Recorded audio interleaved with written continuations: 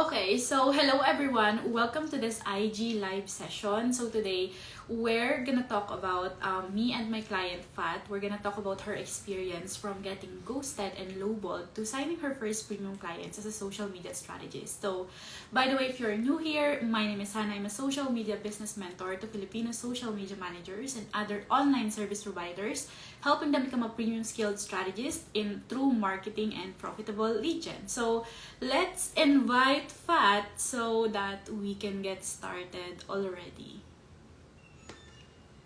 There you go. Let's just wait for a few seconds. Hello, everyone. Yes, there you go. Hello, Fat. Hello. Hi, everyone. Hello, kamusta? Okay lang, Coach. Ito, pinapatahan. It's okay, just be yourself. So before we get started, introduce yourself. Who are you and what do you do? So I'm Fat. I'm an Instagram marketer and engagement and lead gen specialist, and I help female coaches and service providers grow, attract, and nurture their dream clients on Instagram so that they can sell their offers with confidence and ease. Yes. Here you go. So, before we dive in dun sa journey mo inside CPSS, I want to know your full story before freelancing. So, what is your story and how did you get started having an online business? So, before, I used to work for the hospitality industry. So, first, this was last 2018. So, I started front desk agent, then I shifted to marketing specialist for, and then, at that time, I didn't know about freelancing, or like I didn't have much exposure to it. And as, usually kasi when it comes to like, when we hear the word freelance, it's like we can like yung perception usually ng mga Pinoy is like siya not stable, like if freelance, like photographer or content writer. So yun lang yung dalawang alam ko about freelancing before. And then it started yung pag ko sa freelance, it started during the start of pandemic talaga nung 2020. So at that time 2020 hindi naman kami na lay off, pero like since yung work ko kasi before is for the social media of the hotel, so tuloy pa rin yung work ko at that time. Pero I started to discover freelancing through Fiverr, Upwork, dun sa mga online jobs na ganun. Tas at that time yung rate pa dun is like $5 for 100 quotes, graphic quotes yung ginagawa ko, tas $5 lang yun. So ayun, doon ko na start na talaga, sa pandemic ko talaga na start yung freelancing journey ko. Ayun. At it became a side hustle at that time. Then nung March of 2021 ko lang talaga siya ginawang full time for freelance. Ayun. Okay. So nag-start ka dun sa mga freelancing sites. Did you immediately start as a social media manager agad? Or nag-VA ka na ibang freelancing? I think it's somehow like VA, kasi iba-iba yung ginagawa ko. Like gumagawa ako ng video, gumagawa ako ng quotes, sometimes nagpo-photoshop ako ng picture, ganun. So parang siya, hindi talaga siya SMM na talaga. Like parang VA talaga siya lang. VA, virtual assistant. So ako din, nag-start ako as a VA before sa online job. So before becoming a social media manager, you are a virtual assistant, nag-freelancing sites ka. So walk us naman dun sa journey mo of becoming a social media manager. So how are you able, or how did you transition from being a virtual assistant to like, okay, magsa-social media na talaga ako? So actually, after ko nung mag-virtual assistant, kasi di ba, like I also enrolled sa different freelancing programs also. So I also learned there na kailangan mo daw ng isang niche na i-focus mo. So that time, nag-try ako mag-focus sa book designing, like book graphic designing yon. So yung front cover ng mga libro. But ayun, nag-try ko, kaso parang di ko alam paano i-market. Kaya ano lang ako noon, hanggang BCS lang ako noon, or like hanggang ano lang, mga case studies lang noon. Tapos ano, after that, I decided na mag-sales funnel ako, funnel designer. So marami akong iba-ibang ano, di talaga ako dumiretso sa social media, ano, offering social media management, even though yun yung work ko sa sa ano ko, sa day job ko. Pero what made me shift again to what made me shift to offering social media management is when the clients that are coming to me are like looking for someone who will do engagement for them, who will create the content for them. So ayun, even though like I was ano like I was shying away from SMM kasi parang di ko kasi siya na feel pa at that time. I didn't feel at that time to offer SMM service to clients. Pero ayun, yung mga dumadating na clients sa akin na naghahanap ng SMM, I took it as a sign na lang to shift na to SMM. So, ay, ganun yung nangyayari. So, parang opportunity yung lumapit Oo. So, ayun, super funny kasi nung nag-start din ako, isa rin sa mga niche na napili ko dun is design. Tapos book design. Kasi nga parang sabi ko, mahilig ako magbasa. Ganon. Kasi sabi nila, di ba, pag pipili ka ng it should be something that you're interested in. So sabi ko, mahilig ako magbasa. Parang gusto ko yung mga books, parang gusto kong gumawa ng mga ganon. Tapos nung nag-start na ako na design, parang hindi to para sa akin. Tapos ayun na nga. So ayun, going back, so you started being a social media manager because of opportunities that are coming in. So before joining the CPSS mentorship program, what were your struggles as a social media manager na? So at that time, even though I was getting clients talaga, because it's also because of my one client from Fiverr who was referring clients to me then. So I was really also grateful for her. But even then, ano kasi, yung mga nasasign ko na clients, since I didn't know how to really position myself, so I was signing low-paying clients at that time. And when I did try to raise my rates, maraming objections. So, one example was that meron ako isang client, ano siya coach din siya.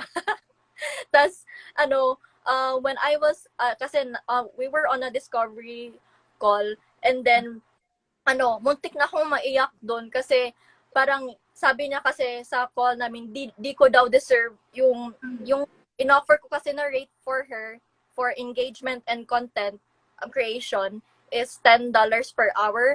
Tapos sabi niya, ko daw deserve yun kasi sa Pilipinas, yung $10, malaki na daw yun. So yung like that, so like, ano, parang, she also converted something, parang kinentahan pa niya ako, tas she also likened like, alam mo, yung pagbili ko sa service mo is like something it's like I'm buying something at Walmart or in a cheap store ba, ganun yung pagsasabi niya. So muntik na akong maiyak doon. Pero ewan ko, pero yung problema is nasa akin kasi I don't know why I still accepted the offer. So ayun, at that time, for a 1-hour engagement from Monday to Friday, tas content creation of mga around 8 posts per month, I was given $80 per month for the whole thing. So ganun siya kababa. Then maybe maybe at that time kaya naging manhid ako kasi I treated it as a side hustle. So parang extra money ganun. So that's what happened. And then I think other factors that contributed to that is because I didn't position myself as an expert, and I didn't have systems in place, and I didn't have this quality client experience that ma-feel talaga nila na premium. Yeah. When I was signing clients, para kung every time I really signed clients, I was like all over the place. So I didn't know ano yung uunahin, ano yung isisend na email, ano yung hihingin sa onboarding, yung mga ganun na mga stuff. So ayun. So first of all, yung isa mong client, kinumputan ka pa for $10. Nakakaloka yun. Pero true yun na-feel ko din yun nung nag-start ako. Kasi di ba parang if you transition from a corporate job from the Philippines, alam mo yung mga usual rates like hindi siya ganun kataas when compare sa freelancing. So kapag pumunta ka ng freelancing, parang yung $10 per hour, super laki na niya sa atin. Pero, it's just that pag nag-dive in ka talaga dun sa parang as a real CEO, as a real freelancer, parang dun mo marirealize na, oh, she's actually paying me low. Like dun sa mga industry standards na nakikita ko. So, yun din yung na-experience ko before. One of the major reasons kung bakit nag-charge ako ng premium. Kasi I was like, ayoko.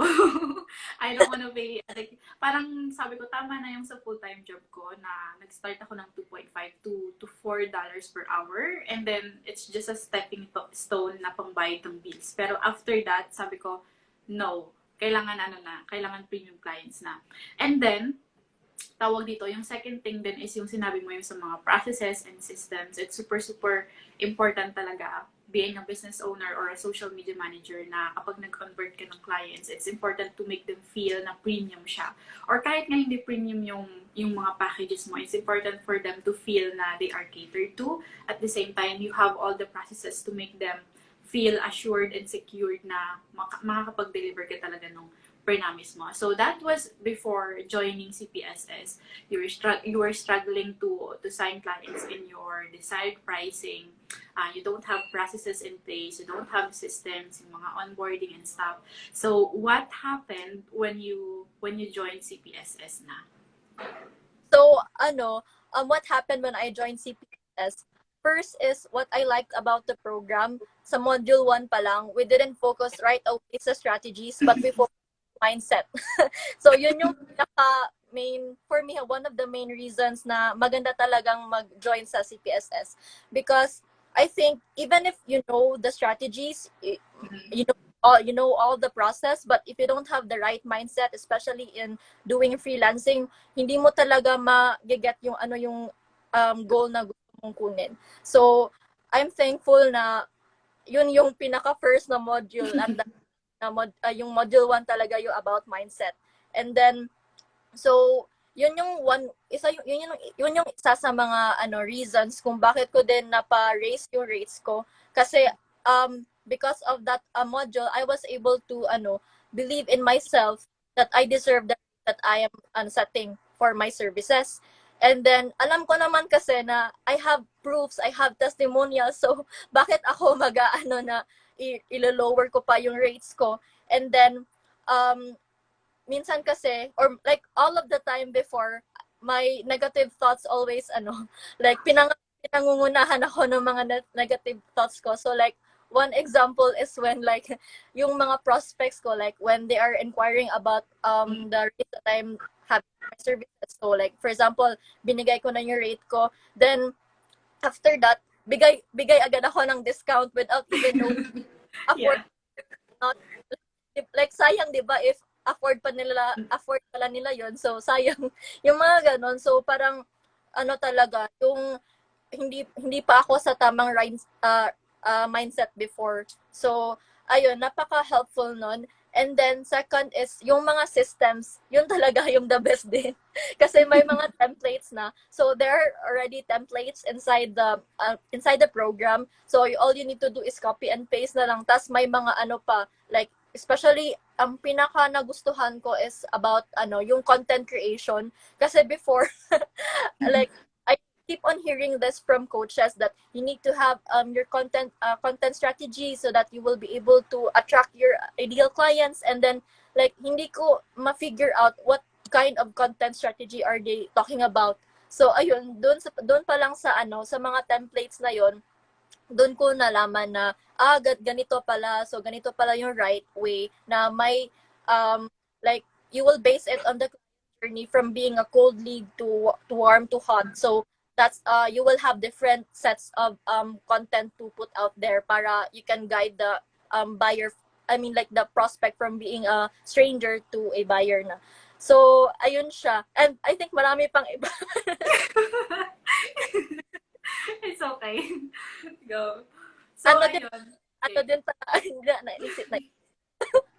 And then I like the level of proximity sa sa coach, kasi usually kasi sa mga hindi naman sa pero like, usually kasi sa mga mga freelancing courses dito sa Philippines, most of them like hindi mo kasi nakakausap ng diretso yung coach. Like usually a very large setting kayong lahat. And then what I like about CPSS, especially what I like about CPSS is when we have mentoring calls every week, hot seat mentoring. So like one by one talaga na a-assess where are we in our business. So kagandahan, and then we are really able to like ask questions directly from you, unlike sa iba na like hindi sa coach diretso talaga or like sa main coach. So yung level of proximity sa closeness of proximity sa coach talaga yung pinaka the best din. Ayun. Yeah, you mentioned dun sa hot seat kasi iba kasi kapag course and then iba rin kapag program. So yung difference kasi sa CPSS kapag mentee ko kayo, kapag pumasok kayo ng call, parang yun na yung first training nyo. So when I say na parang first training nyo and getting your confidence out there, hindi lang kayo yung basta like, okay, magtuturo ako or magme-mentor ako ng specific topics. Merong mga hot seat coaching call na iisa-isahin ko kayo on whatever you are doing right now in your business. Like kung nag-i-implement ba kayo, kung ano yung mga focus paths nyo, especially kung merong mga limiting beliefs na nagka-come up sa call. And then you mentioned earlier when it comes to pricing. So dati si Pat, sabi niya sa akin, Coach, tawag dito, kinakabahan ako sa pricing ko. Parang feeling ko gusto ko na namang i-discount. Parang gano'n. So merong isang client siya na gano'n na sabi ko, tanungin mo muna. Like we have this kind of strategy kasi inside the mentorship na para malaman mo like, ano ba talaga yung objection ni client. So can you walk us through dun sa isang experience mo when it comes to handling pricing objection ng client and then potentially sign that in nung July ba yun or nung June? So So ayun siya, like what you said, Coach. So yung client na yun is lang, out of the blue lang siya pumasok talaga. Like she responded to one of my stories doon, and then we chatted sa DM, and then she was very interested in availing my service. Then when I qualified her first. So yun din yung isa sa natutunan ko talaga na kahit gaano mo na ka gusto na mag-close ng client, kung pa din i-qualify. It's also for your own good din kasi. So ayun, qualify ko muna siya first. Then after qualifying her, I gave her my rates. And then at that time kasi daw, since she's moving from she's traveling kasi I'm not sure moving out of the country pa siya. So at that time parang hindi pa niya parang sinabi niya noon na hindi pa niya afford yung rate ko doon. Kaya nagtanong ako sa iyo noon, Coach, if i-discount ba to? Bigyan ko ba to ng discount? Pero meron siyang words doon. Very similar to what you said sa program na if ganito yung sabihin niya, wag mo bigyan ng discount and mag-wait ka na lang or follow up na lang if ever niya. So ayun, after that, after a month kasi we talked about that, then after a month doon pa kami nag-sales call ulit. And during the sales call, doon ko na identify talaga kung ano yung objection niya. So yung objection na doon is she already hired different VAs to do her engagement and lead gen process. So hindi na sana yung problema yung engagement and lead gen process kasi meron na siyang kanyang own.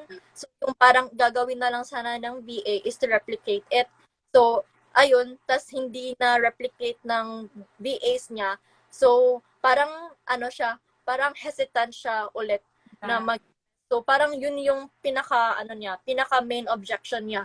Pero because of CPSS, we had this na structure kung paano i-present sa client yung paano i-present sa client yung process namin at saka yung namin signature method namin para talaga yung client. Tsaka doon din sa mismong call ko na din in-address, hindi ko na pinahintay pa, na i-email ko na lang. Yeah. So, doon ko din talaga in-address yung main concern ni client. So ayun, doon ko nalaman na yun pala yung pinaka main reason talaga yung hindi niya afford. So doon ko siya napasign. Super, super powerful talaga nung objections. Kasi I also experienced this inside my business na parang, gustong-gusto ko nang i-sign yung client, pero like, how can I know na talagang pricing ba talaga yung objection niya? Or is this something like, iba-iba? Kasi kapag iba, you need to uncover those sales objections para ma-address mo siya. So, what we did is we uncovered her objections to really get to know, like, gusto mo ba talaga makipag-work sa akin? Is this something na parang pricing objection or is it a value objection? If it's really a pricing objection, then that's the time na we're gonna downsell. We're not gonna discount kasi kapag discount, it's the same package tapos babawasan mo yung pricing. But when it comes to downselling, you're gonna parang ililes mo, babawasan mo yung mga inclusions para mag-match dun sa gusto niyang budget. So, inside CPSS, we have specific processes para malaman kung is this like a client for a discount, or is it a client for a downsell, or is it a client for follow-up. So, in your case, your client is fit for follow-up kasi meron tayong tong keyword na hinihintay. So, sabi, pag sinabi niya tong keyword na to, don't downsell your services. Just wait for her to follow up. Magbigay ka ng date kung kailan kayo pwedeng mag-call or mag-follow up ulit sa kanya. Pero kung talagang pricing objection, then you can downsell your services. And then, after 1 month na-close mo siya, diba? Oo, yes, coach. Ayun. So, yung isang question pa is like, how are you able to set some boundaries din pala dun sa mga clients mo right now? Kasi you mentioned before, you're also struggling with setting boundaries with your client, not just about pricing, but being like collaborating with your clients right now.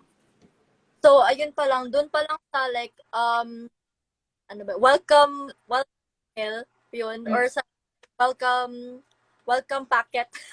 Dun pa lang. Okay. Yung ano ko, yung mga times ko, kung ano lang yung times na available ako. Tsaka, ano din, before kasi, I had this, na whenever the client messages me, reply ako kaagad, ASAP, kahit naman araw. Kasi yung phone ko, malapit lang sa sa bed ko. So, pag nag-notify yung phone ko, na-check ko talaga siya. Ewan ko ba't na-habit ko yun before. Na-check ko talaga siya, tapos replyan ko. But now, I really set the boundary na if these are the only times that I will be messaging or replying to their concerns, ganyan. So, dun pa nakalagay yun lahat sa namin, sa welcome packet namin. And then din, when it comes to other stuff din, sometimes meron kasing yung mga clients natin, may mga times na meron sila ipapagawa ASAP, ganun. Oo. Tas, for example, hindi tayo ready. So, tas yung ginagawa ko kasi before is napipilitan ako na gawin ko na kaagad, ganyan. So, if ever may mga ganun nangyayari ngayon, what I do is that I ask first the client if needed ba talaga siya, or if not, I ask them na, can I do this by this day, or can I give it to you by this day, ganun. So, yung mga ganun na kind of, na nagbibigay talaga ako ng, time for myself din. Kasi, if ever we don't really set boundaries kasi, they will think that it's okay for them to do this again and again. So, ayun yung way ko to, Yeah, exactly. Kasi minsan, it's just about it's just about having communication with your client na, hey client, this is my time zone, this is the hours that I'm available, and then if you have anything other than the inclusions, or kung kasama man siya sa inclusions, pero rush, then you have to communicate with me. Tapos, ako din sa business ko, kahit sa mga messages, Telegram, so I have set hours. So, minsan, matagal mag-reply. Pero, merong certain hours na uupuan ko talaga siya. And it's so important kasi hindi ka lang 100% na sa business mo. You need to also take care of yourself. Like, kung may mga morning routines ka, hindi yung phone agad yung hawak mo and then answer agad ng mga messages from clients. So, it's so important to set proper boundaries din with your client para may smooth collaboration din kayo and for you to be able to take care of yourself too. So, yung next question is like, ano yung mga tips na mamibigay mo sa mga co-freelancer natin or mga co-social media managers natin na nakaka-experience ngayon ng mga objections or mga limiting beliefs when it comes to charging premium or signing premium clients? So when it comes to like pricing services, if you know that if you can really do the job, or the if you know that you can really deliver the service, then then just go for it. Right? Yeah. Charge the price that you want. Kasi you'll never know if they'll avail it or not. So you might as well have no regrets. So you charge it. You charge the price that you want. Kasi I know the feeling of being frustrated with my work or with my client, just because I know na I can, like, the value of my service is more than the rate that they are giving me. So ayun, charge the price that you want if you know that you can deliver the service, especially if you already have like mga proofs and testimonials, ganun. And then when it comes to time, kasi ako marami akong ginagawa. So like, aside from freelancing, I also have other businesses. Yeah. And then I'm still struggling with this a little bit. Wow.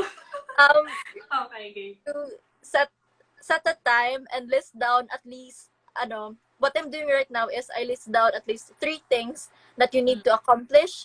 And then if you only do at least 1 or 3 of those things that are related, for example, to freelancing, as long as you're moving forward, then that's fine. Hindi mo kasi, like, you don't need to do all of the things all at once.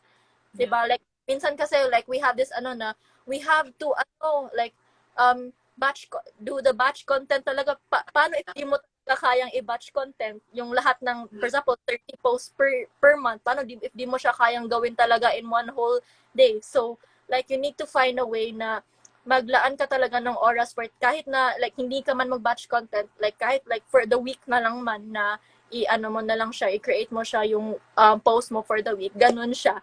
And then one thing I've learned is that if you're really serious with your business, a freelancing business mo, then you really need to find time for it, a lot time for it. Kasi you can't expect to receive like 100% of the rewards if ever 50-50 na yung binigay mo na effort. So ganun. Na din ako dyan.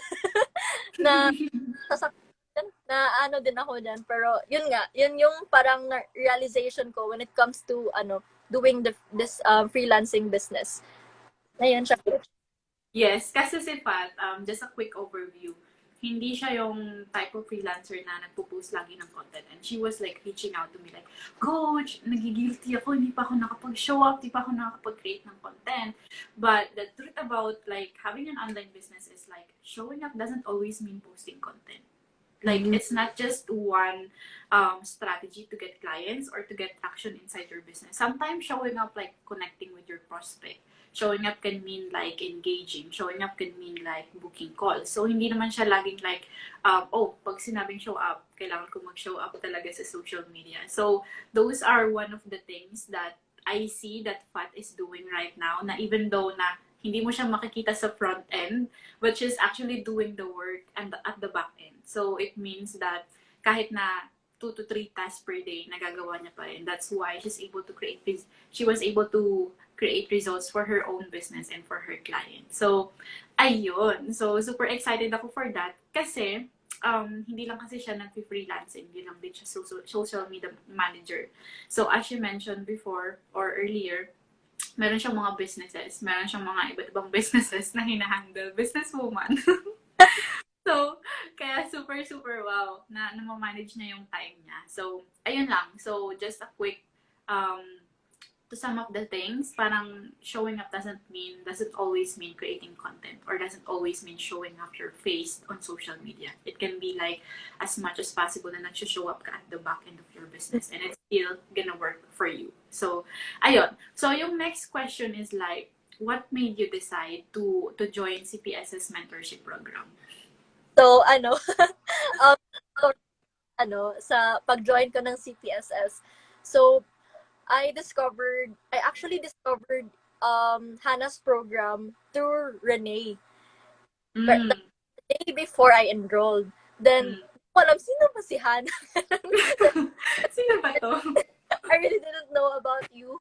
And then, on that day when I enrolled, before I enrolled on that day, kay Rex ko nalaman about your program, and then she enrolled now. And then she encouraged me to, program. So, like, mga around 9 or 8 p.m. in the evening na. Ayun, stinok ko yung profile mo, ayun, sa account mo doon. Marami kang, at that time kasi, parang marami kang stories and content, post noon. So, ayun, nag-binge watch ako ng mga stories mo, doon din sa highlights mo.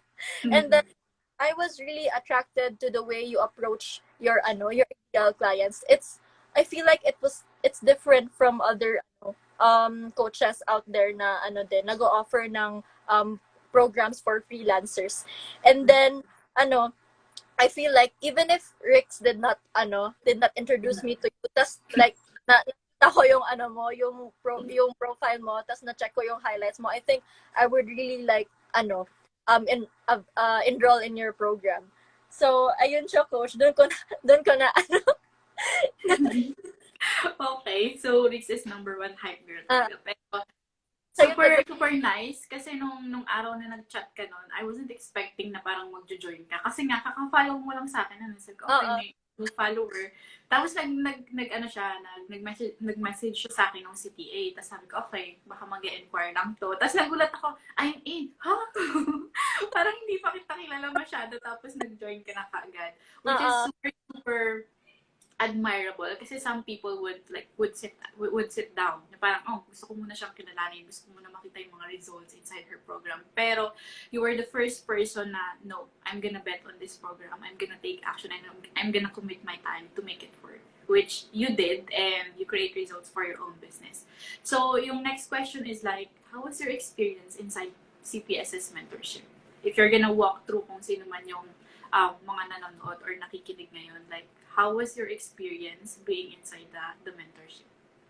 So, like what I've said before, I love the level of proximity that I had with the coach, especially din yung mga hot seat mentoring. Gusto ko talaga yun, even though sa like, there were times na hindi ako naka-attend, pero nag-watch talaga ako ng replay kasi I also learned from the other mentees din na kasama ko dun sa course, sa program mo. So, and then another thing is that you really stayed true to your promise na highly supported kami dun sa program. So, meron talagang mga quick check-ins, mga ganun. And then, kasi yung in-avail ko din is yung with the one-on-one. I'm not sure if nandun pa to sa current mo. Pero yung in-avail ko is one-on-one. Then, ang gusto ko talaga dun is na-address mo talaga lahat ng concerns ko, lahat ko dun, mga worries ko, mga fears ko. Dun ko kasi talaga na express. So, talaga madaling ma-address yung mga concerns ko dun. And then, when it comes to the program, yung sa mga modules natin, dun talaga napaka-detailed, as in super detailed na mahihiya ka ng hindi mag-take action. So, ayun siya. Yun yung mga nagustuhan ko sa CPSS. And then, yun din, yung mga friends ko doon, especially si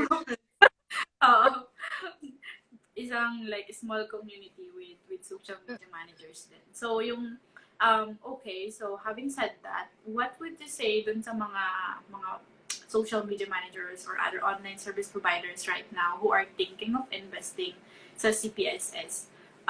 What would you say to them? So, sa mga nagtithink na mag-enroll, if you're watching this right now, or kahit sa replay man lang, take this as your sign na to enroll in Hanna's program. So, so far talaga, like in all honesty, kasi I'm a self-confessed course hoarder din. Marami na akong course, more than, maybe around, I invested more than $2,000 na sa mga courses talaga. Iba't ibang courses, whether it's international or local. So far talaga, yung CPSS talaga yung pinaka-detailed, pinaka-comprehensive talaga na program for Filipino freelancers. And if ever lang sana nauna si Hanna sa mga baka nag-enroll talaga ako kay Hanna that time nung bago pa lang ako sa freelancing. So hindi talaga kayo mag-regret when you join CPSS. Yes, thank you so much, Pat. And thank you so much for sharing din yung mga stories mo. I know that some people who are watching right now or even sa replay, may inspired sila sa'yo in taking action. Kasi, I really believe na course or program is just gonna be there. Pero when you commit and actually do the work and schedule it in your priorities, that's the time that you're gonna reap your results. That's the time that you're gonna reap rewards. So, may mga questions kasi na, magkaka-ROI ba ako or anything else? It really depends on you eh. Kasi pag tinanong mo ako, you will get ROI kung mag-work ka, kung mag-take action ka, when you commit and when you decided to be supported. And that's why FAT get the ROI kasi nag-commit siya. Even with the busiest schedule. Kasi minsan 'di ba nag-usap tayo sa Telegram. Coach, nagigilty ako, hindi ako nakapag-take action, ganyan. Pero I was looking at you. Pero nagti-take action siya at the back end. I think that's more than enough na to move the needle in your business.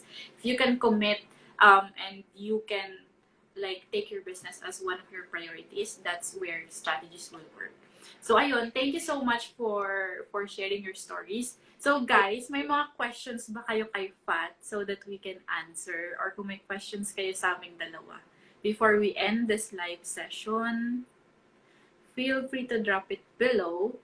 So by the way, si Fat is Instagram manager and lead generation and engagement expert. So if you have questions around that, feel free to mention it here or sa comment section ng replay. We can give them 1 minute to type kung meron man. Kung meron man. Hello everyone. Okay. Mention lang natin sila. Hello, Yellow Studio, Abby, Mels, Socials with Mean. Hi, Rix. Si Rix yung #1 hype girl natin sa CPSS.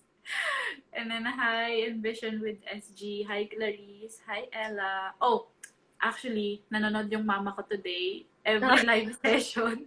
Nandito siya. Okay, hello, Sam. Hello, Copy by Jess. Socials with Mean. Hello, Hapsa. Hapsa is also inside CPSS. Hello, Hazel. Hello, Regina. Hello, Ate Rona. Hello, Eileen. Hello, Fatjet. And then, hello, Karan Digital.